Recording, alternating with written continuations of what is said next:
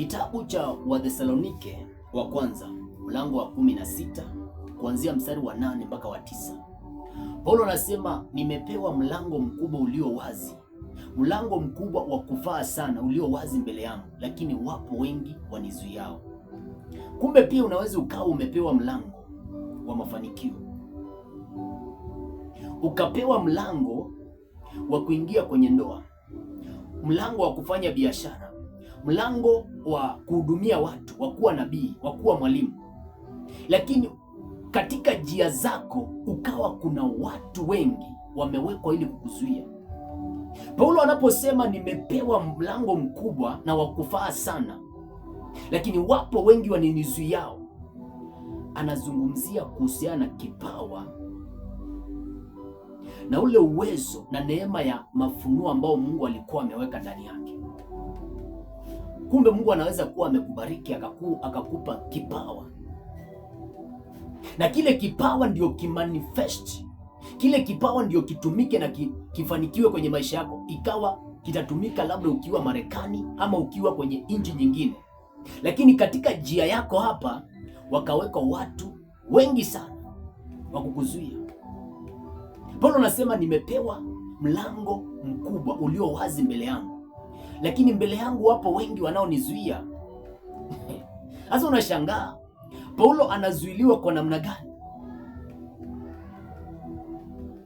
Jambo la kwanza, Paulo alikuwa ana vibali za kuingia katika mataifa tofauti tofauti ambayo alikuwa anaenda kuhubiri Injili. Ukielewa kwamba mataifa ya zamani ama nchi za zamani ama miji ya zamani ilikuwa inatengenezwa, inazungushiwa ukuta, na alafu kuna mlango wa kuingia katika ile miji.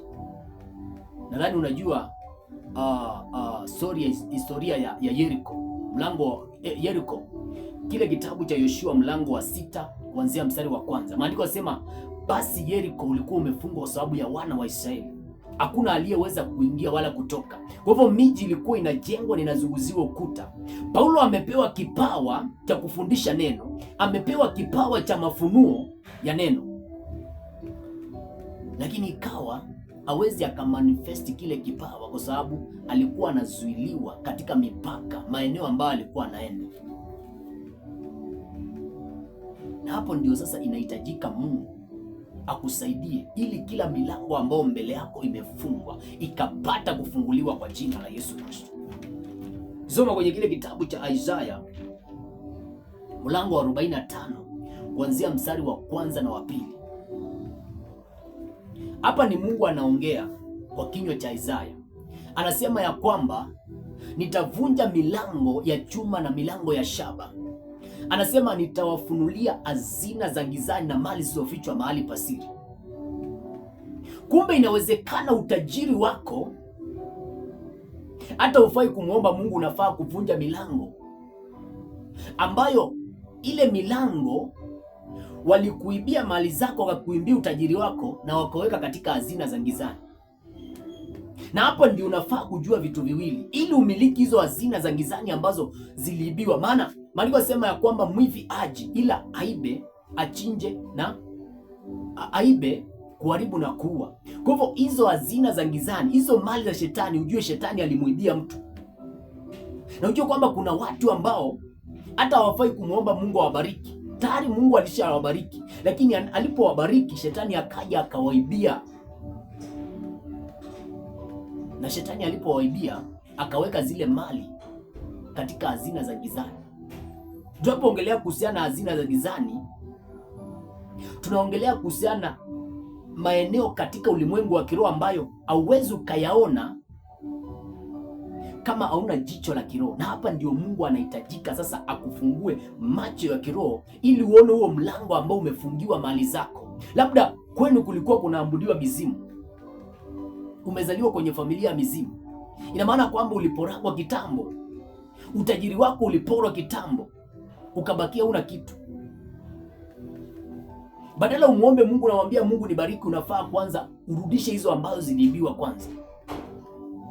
Uvunje hiyo milango ya chuma na shaba ambao imemiliki baraka zako, hiyo ambayo inameza mali zako. Maana yanasema amemeza mali ataitapika, Mungu ataitoa tumboni mwake. Shetani anakuanga na tabia ya kumeza mali, anaibia watu, anameza. na anaenda anapea watu wake. Mungu anamwambia, anaongea kwa kinywa cha Isaya, anasema nitavunja milango ya shaba. Hii ni milango ya kiroho ambayo imemiliki baraka zako na kuwafunulia hazina za gizani na mali zilizofichwa mahali pasipo. Kwa hivyo vitu viwili, milango inavunjwa na namba 2 unafunguliwa macho ili unaona hizo hazina, hizo mali ambazo mizimu, mashetani, majini yamekamata. Kila familia ambayo imewahi kuwa na majini ni bila shaka wameibiwa vitu zao, maana majini mara nyingi yanahusika na uchumi wa mtu. Yesu alipokuwa Kapernaumu akawa hawezi akalipa tax, akamwambia Petro, enda ndani ya maji utampata samaki amemeza mali, amemeza pesa. Enza uende umtapikishe, panua kinywa chake uchukue pesa. Kuna majini, masamaki wako baharini wamemeza mali zako. Lazima Mungu akufunulie hazina za, akufungue macho na afungue hiyo midomo ya samaki, watapike pesa zako kwa jina la Yesu Kristo. Bwana Yesu asifiwe sana. Milango inaweza ikamiliki baraka zako.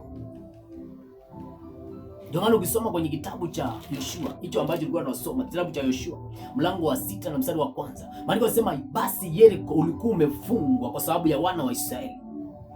Yeriko ni mji ambao ulikuwa umefungwa specifically kwa sababu ya wana wa Israeli. Kumbe biashara inaweza ikafungwa kwa sababu yako. Ukawa unajulikana kwamba unaweza ukafanya biashara ya handwear, ukafanya biashara ya kuuza bidhaa ama huduma fulani, lakini ikafungwa kwa ajili yako. Maana nasema Yeriko ulikuwa umefungwa kwa sababu ya wana wa Israeli. Hakuna aliyeweza kuingia wala kutoka. Ndoa inaweza ikafungwa kwa sababu yako, ukafungiwa usiingie kwenye ndoa.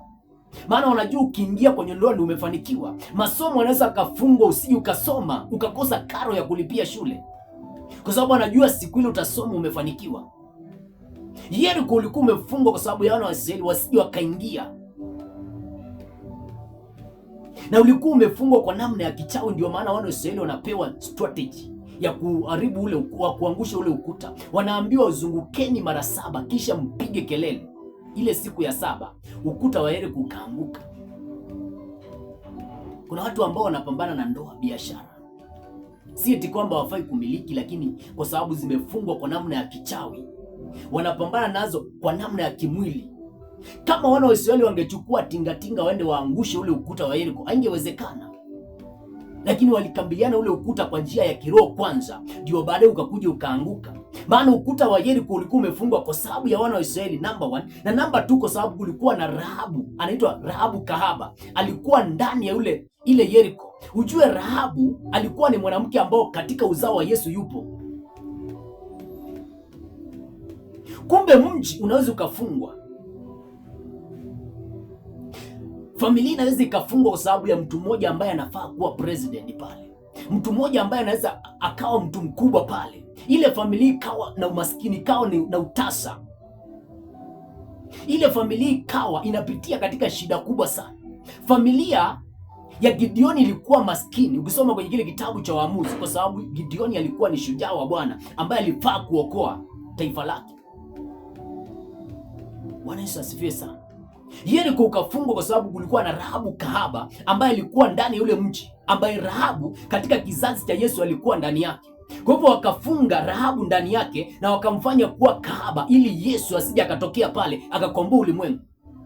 Rahabu akimwangalia walikuwa wanamuona kwamba sio mwanamke wa kawaida, afai kuwa kahaba, lakini wakamtwiga kongwa la ukahaba.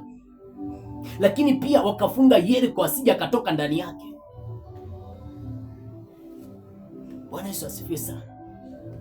Kila wakati ukiona familia ambayo imefungwa sana, ujue kwamba kuna kitu ambacho kikifunguliwa pale, hiyo familia imeshafanikiwa. Ujue kwamba kuna mtu katika hiyo familia anazuiliwa.